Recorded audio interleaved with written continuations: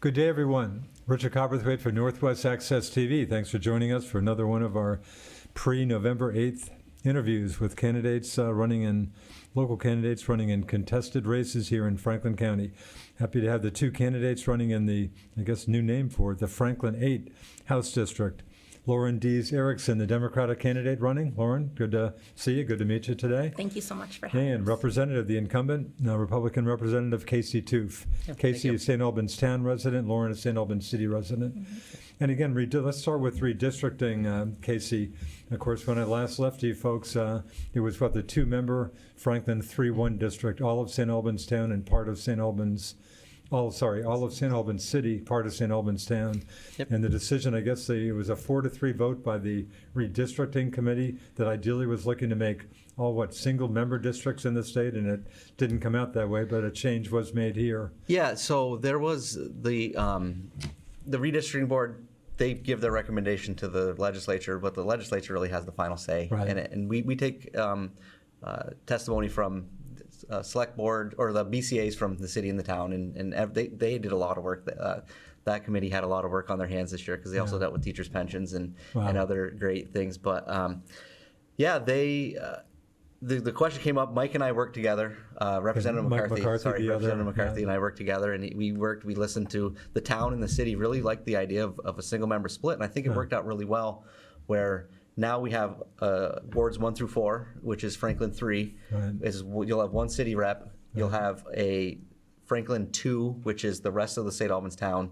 So you have one town rep, and then this district here is a mix of city and town. It's about close to 50-50 as they could get. Basically the same part of the town as was in Franklin 3-1, or a little different, or? It adds the northern part where Hill Farm Estates is. Okay. Interesting, but not too different. Not too different. So it's still wards 4 and 5, but then it's if you take Route 7 to to Interstate 89 and south of the city from there to the Georgia line. Interesting. Lauren, obviously you're a resident of Ward 5 or 6. Yeah, 6. And Ward 6. It's been interesting. I think that there have been a lot of community members who are a little confused when I was out door knocking about kind of why the split, why the change. And so it's been interesting being a candidate, trying to provide some education to folks about what happened and why. Yeah. I think the messaging was a little disjointed that happened. So I've been I've been enjoying talking to folks and explaining why the change has occurred. Yeah, and hey, give us a little background on yourself. Tell us a little bit about yourself. Sure. My name is Lauren Dees Erickson. I am a homeowner and a taxpayer in St. Albans City. I have 2 elementary age kids in school, and I've really enjoyed being pretty active in the community. I sit on the United Way board. I'm the vice chair of the Planning Commission, and just really active in the community.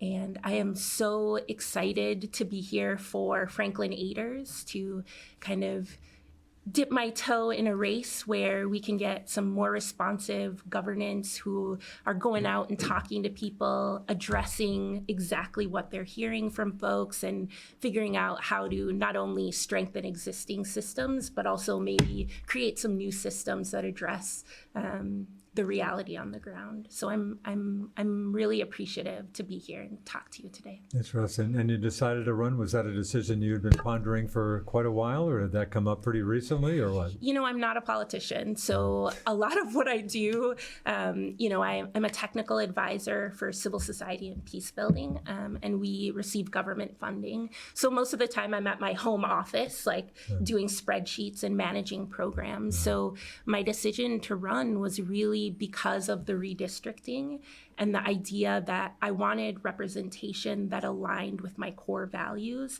It was really important to me that I saw reflected in voting records the things that mattered the most to me. And so when I didn't see that, I thought, democracy is all about the little people, right? Like the underdogs, the folks that just want to be heard. And in talking with fellow community members, there were a lot of the same issues that they were talking about that we were facing as well. And I thought, if these issues aren't being addressed, why not run? Why not, put my hat in the ring. And even though I'm the underdog, it's such a great opportunity to elevate some of the issues that I've been hearing from my neighbors and friends. That's great. So, Hey, giving voters a choice. That's great. Yeah. Casey, tell me, correct me if I'm wrong, running for a third term or am I Third one term. off? Third term? Nope, third term, you're right. Easy decision to run again? Was there any doubt about that? No, I mean, it was kind of difficult. It takes a lot of time away from the family. My kids are getting older. They are 7 and 6. They're in second grade and kindergarten. They're playing sports all the time. We've got hockey at 4 o'clock today that goes till 6, and it started in September, so we're gonna be playing on the ice for 6 months. It's crazy, but they no, it wasn't. It was a decision that I made with my family, and we've done this before, and we kind of had an easier campaign in 2020 because we couldn't go door to door during that time, and now we have to put a little more effort into running. I can tell you a little bit more about myself. Yeah, give us a little background on yourself. So my name's Casey Toof, and I represent Franklin-8, which is St. Albans City and St. Albans Town, like we went over before. And I'm lifelong Vermonter, born and raised here. I grew up on Savage Street, which is between the city pool and the Little League field. I went to St. Albans City School. I went to BFA. I graduated BFA, went to Castleton. It was Castleton State College at the time. It's Castleton University now. And I got a bachelor in history and education. From there, I got involved in some campaigns. I worked on Governor Douglas's campaign. I've worked on a few other campaigns. And I currently work at Handy Toyota. I do a lot of behind-the-scenes stuff there. I oversee a few departments. And now I am, I'm a father of 2. I just got married in May to my wife, Haley.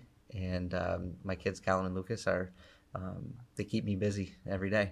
And I did want to touch on a couple of things I didn't mention about the redistricting. Yeah. A couple good things that came out of it is the city hadn't redistricted their city ward lines since 1968. Oh, good point. So there was some problems with population, unequal representation, and they fixed that. And I think we decided for single member districts. I think single member districts are a great thing. It makes it easier for a candidate to run. Yeah. They have less people that they have to connect with, to campaign, to spend less money. So it kind of opens like a citizen legislature. It's more representative of like what a citizen legislature should be. And so I was really happy that we were able to come down to a single member. Speaking of spend, how much money roughly are you going to be spending on this campaign? I mean, normally I raise around $10,000. That's probably a normal campaign. Inflation, the mailers and things like that have gone. The cost of those, the H frames, those have gone up. Just supplies and stuff like that. So like you have to raise a little bit more. Yeah, Lauren, what about yourself? Yeah, it'll be. So I'm really proud of the transparency we have had with my campaign, and we always file our financials on time, and we will have spent right around $13,000. Will be. Really? In total, and that includes in-kind donations and donations that we've received. I'm so proud of the vast majority of our donations have been from inside Vermont. It's something that, as a new candidate, I was blown away by the support that Vermonters have shown, especially in Franklin-8. So, you getting any support from the Vermont Democratic Party? So no financial support, no. But I was a part of something called Emerge, which is tied closely to the Vermont Party, and it really was just information about, for a newer candidate that's not a politician, how do you navigate like the complicated waters of running for office? So Emerge has been a really great help. Casey, any help from Vermont Republican Party for you? Not really. Really? I've been involved. I've been involved in like a bunch of campaigns, so I don't reach out if I don't need it. I have a group of people that I trust, and the party, for better or worse, is there, and we kind of do what we need to do in Franklin County. We have a good core of people here. Is the state Republican Party, are they giving some financial help to other candidates, or just not awash in money? Don't know. I'm not sure. I don't think there's that much money to go around. All the campaign donations I'm soliciting some, and I usually go through my wedding list and my friends and family, and I'm getting a lot of really good support. People that haven't ever donated to my campaign. This is my 4th campaign, and I'm seeing people like today. I opened the mailbox to some new ones and saw online some new ones, and it's been really nice to see the support that I have out there. Two obvious, one issue in particular comes right to mind, the two constitutional amendments, proposed constitutional amendments on the ballot, Article 22, Prop Proposal 5, the one getting a lot of attention, the Reproductive Liberty Amendment. Lauren, I'll let you go first. What do you think of that? Yeah, I mean, I think the first one is a no-brainer. It's really just making sure our laws align with the 21st century. And then Prop 5. So you're talking about the slave. Yeah. Right, sounds like there's just zero controversy about that. Yeah. Article 1, Proposal 2, prohibiting slavery and indentured servitude. Right. I mean, going out door to door and talking to folks. Has anybody brought that up even? No. Yeah. Just asking what exactly it is and me spending some time explaining it. But across the board, no matter where people are Democrats or Republicans, everybody is in favor of that. And then Prop 5, I mean, one of the reasons, again, that I'm running is because a lot of my neighbors and community members were very clear that across the board, there is support for taking government out of personal health and medical decisions. And the Reproductive Rights Amendment is really doing just that. It's recognizing that women have the right to make decisions about their bodies. It's a body autonomy bill.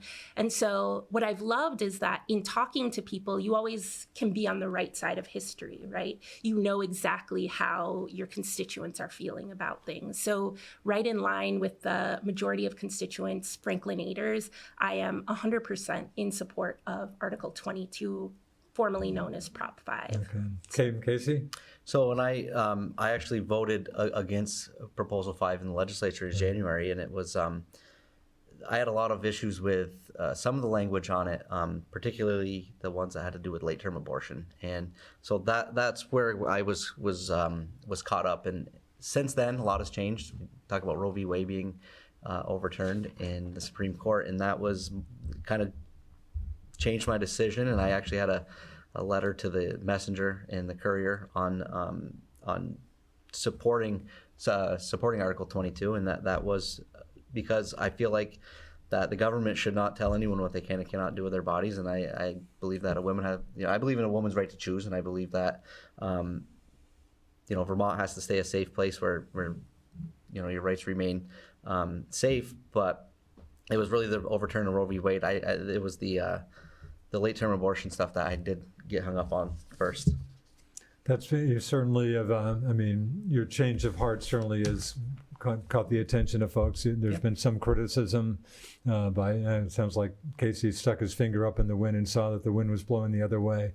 You see this as just a legitimate change of opinion for you. Oh, absolutely. I've heard from both sides disappointment in that, but I feel like if I'm able to grow as a candidate and listen to what my what constituents are telling me and the conversations I have after the vote is made, I think that people should be happy that I'm making those decisions based on the conversations I'm having, and that I'm actually, if you're able to change one vote, that's because it's now going to be in the voters' hands in November, and the ballots are out, so people are already voting on that. So I feel like they should be happy that I am able to go out there and voice that, to be able to show people, hey, it's okay. We have Roe v. Wade has been overturned, and we need to do what we can do in Vermont. As a Republican incumbent, I got to think the more conservative folks in the district would have been, or are your supporters, or were. I got to think some of those folks you probably heard from who weren't happy with your change of heart, or not so much. Yeah, I've had a few phone calls and conversations at people's doors about it. You don't think that's a big issue?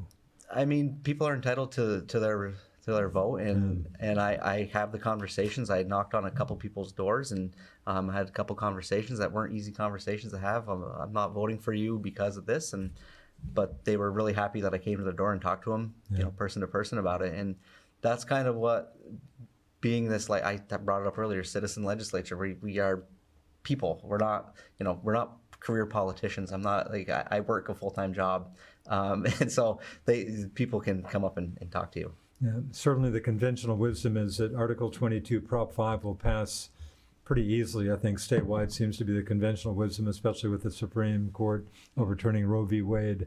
Is that your thinking? And what about in Franklin-8, Lauren? Would you think that passes pretty easily? Have you got a feel for that? Yeah, I mean, I think that You're absolutely right that I think the vast majority of Franklin-8ers are in support of Article 22. So you'd say vast majority. Yeah, I mean, certainly a little I've more gotten- conservative terrain around here than a lot of places statewide. Definitely. I mean, I've gotten a chance to knock on every single door in Franklin-8 and touch on voters 3 times through mailers and knocking on doors. And, the thing is, I struggle sometimes, because I love that there's been a change of heart for my current representative for 3-1. I think that's commendable. I don't think it's easy to change your heart. But I stand firm in the idea that there's not a lot of difference between the two, what Prop 5 was and what Article 22 is. And ultimately, women should always have had that ability to choose and have body autonomy. And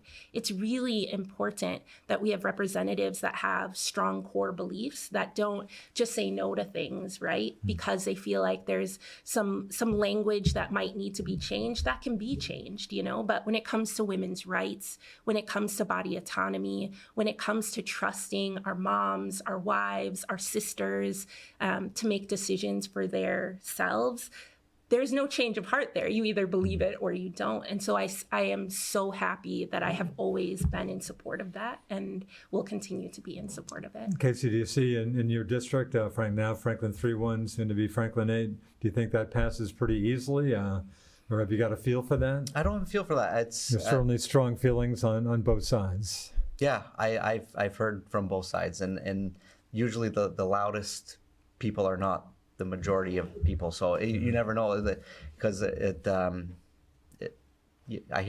heard it from all sides, from all over. Yeah. Just a bit of an in-house issue. Here we are on Northwest Access TV, and again, appreciate your presence. Like to think we're an important part of the local media scene, not the best days for media in general. And again, this may have come up, but 24 public access stations in the state, including the folks right here at NWA TV. And again, seeing a decrease in revenue shares because less people are subscribing to cable. And just curious, would you folks support the idea of yearly funding requests or restructuring something like Vermont's telecommunications taxes to benefit public access stations statewide and to keep their overall mission going for years to come? Any thoughts on that? Yeah, I do support that. That Northwest Access is a great asset to our community. We have the ability to watch all the things that are going on in the community, debates like this or forums like this, city council, select board meetings. They've been to the planning commission, which I'm part of. My kids are, like I said, my kids are young. They go to bed at 7:30. High school sports don't start till 7:45 sometimes. So we are able to watch those games when we can't go to the event or the venue, and we can watch them. We can watch them with the kids later on when it's replayed or if it's on Facebook or on YouTube. Very good things coming from Northwest Access. I'm very proud that it's part of our community. Well, thanks. And again, I don't mean to come across as an unbiased person here, but Lauren, any thoughts on that? Yeah, I mean, more than sports, what's great about local access is that we're really providing local Franklin-8ers and folks living in St. Albans with a way to be educated citizens. And I think that any opportunity we can have to provide people with information so they're making, the best decisions for their lives, so they know how decisions are being made about, select board or city council, they need to have that information. And I love the transparency that exists through public access because it's all there at your fingertips. So not just sports, not just one thing, right? But it's multiple things that people can have access to. And I love that. So it's a place where all Franklin-8ers can feel included, and it's wonderful. Thank you, certainly. I appreciate that. I should note, for the record, we're taping this show on Wednesday, October 5th. In case any crazy things happen, you're wondering why we're not talking about that. We're down to about 10 minutes, plenty of issues out there. Again, cannabis in the news. I guess October 1st, this past Saturday, was the first day that retail cannabis shops could open up. Casey, is that an issue? Anything going on around in Franklin-8 and around Deer? I mean, we had the St. Albans city has not put it on the ballot. Town passed it on the ballot, so town did pass it, and the town passed it. And we're working on the planning commission. Like I mentioned, I was on the planning commission where we're going to zone that, where we're going to allow for the zoning of dispensaries, or and I haven't. It's not a topic that I've heard door to door. Hasn't come up much. Any problem with that? I mean, do you support that? Was that a good idea to make marijuana legal, to open up retail cannabis shops? Yeah, I think that it's great that the communities we set it up in a way where communities can make that decision on their own. And as being a local control kind of guy. We talk about this a lot. I serve on House Education, and being a local control kind of guy, allowing the communities to make those decisions is really important to me. Yeah, Lauren, does that issue come up in your campaigning travels? Really, folks haven't talked about it much, but I too am. So I'm on the city planning commission. I'm the vice chair, and we, for our annual plan, where we're coming up with a list of topics that we need to discuss. On it is a discussion around if we need to talk about zoning related to cannabis sales. For me personally, I think that it's important to balance having something, additional resources to tax to help out the St. Albans, balance it with keeping kids safe, right? So I think me personally, when I look at cannabis sales, as long as kids are safe, communities can choose what's going on. They can change their mind if they want. I think it's great. On a state level, however, I know that cannabis stores have to be treated like any other retail store. And so just want to make sure we're following the laws, but also protecting kids and making sure communities have a voice. Right. You folks are the candidates. You're out there campaigning, but it seems like the word this election that I hear from everybody is affordability. Vermont, just concerned about Vermont not being, affordable enough or whatever. I guess my question is, and it's a big question, I don't mean to take too much time, but Casey, I'll start with you. Realistically, can Vermont become a more affordable state? Seems like there are always more demands on the state government. The homelessness issue comes right to mind, but is it realistic to think Vermont can be made to be a more affordable place?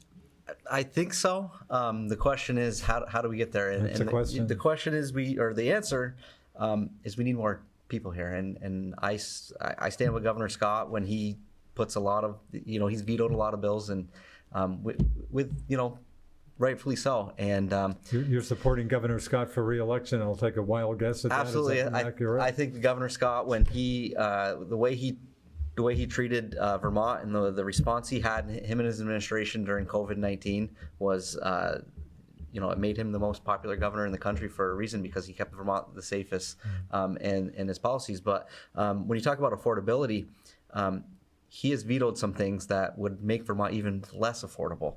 One of the things, clean heat standard, was one that we won by just one vote, the veto, and that was really important, because that takes the ability to set rates for heating fuels, and it takes it out of a tax out of that, away from the legislature, and it puts it on a 3-member appointed board. So the legislature and the governor have no say in what could potentially be high taxes on people's heating fuels.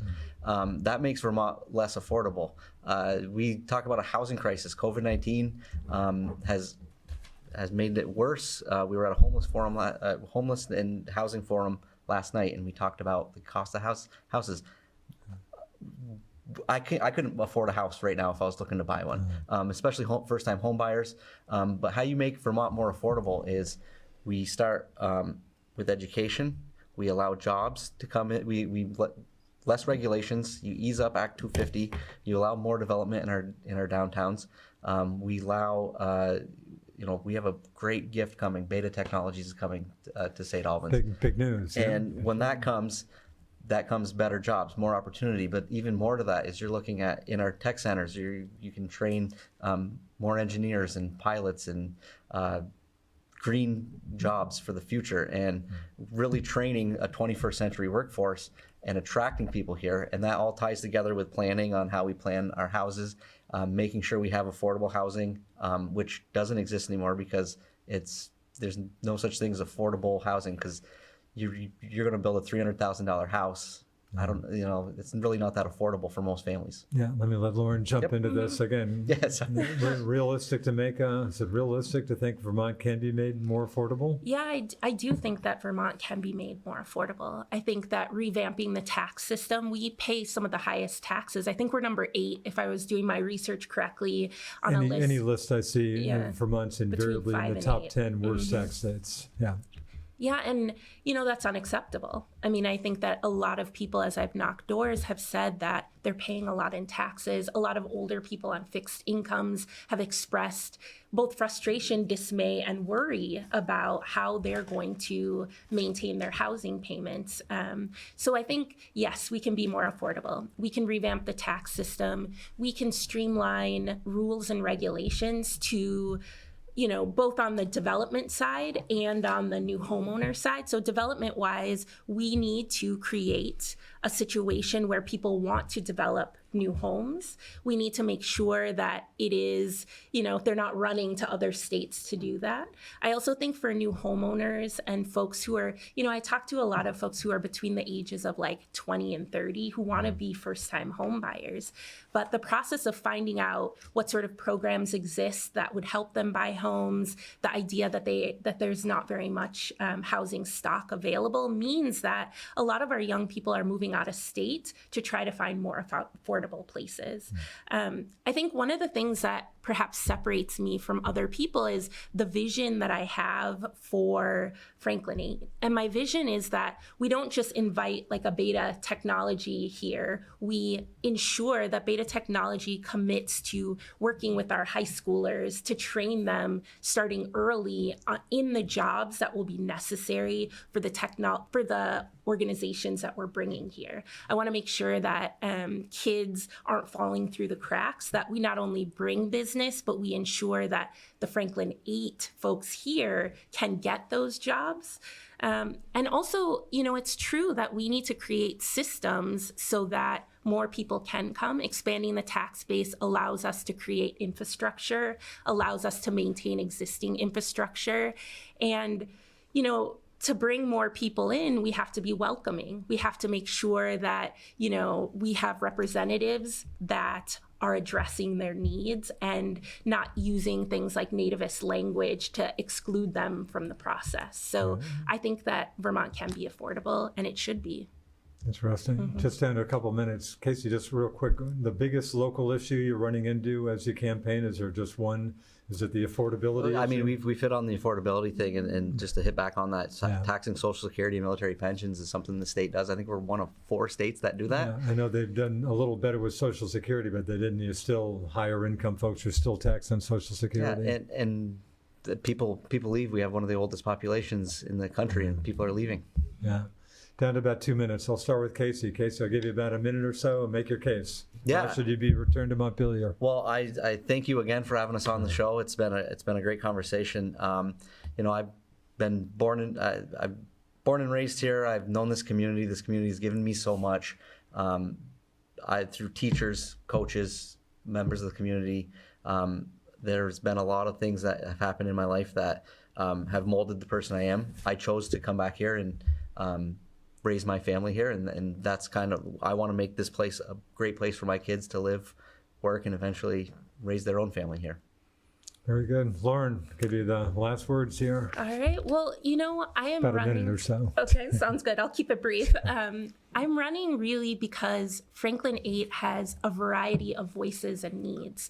There are people of different socioeconomic classes. There are people at different stages of their life. And I think that it's really essential that we have representatives who make sure that local governments are working for them. And I think that the best way to ensure that isn't just to be okay with the status quo. It's really important that those of us who are vying to represent Franklin-8ers really seek to have a vision for the future, really seek to not just continue on with voting 83 to 93% with our parties, but vote based on the issues that they're hearing Franklin-8ers talk about. And I would love to do that. I really am committed to making sure the folks who don't have time to run for office are having their voices elevated. And I would love to be the representative in Montpelier that elevates their voices, our community voices, to make it a wonderful place to live for everyone.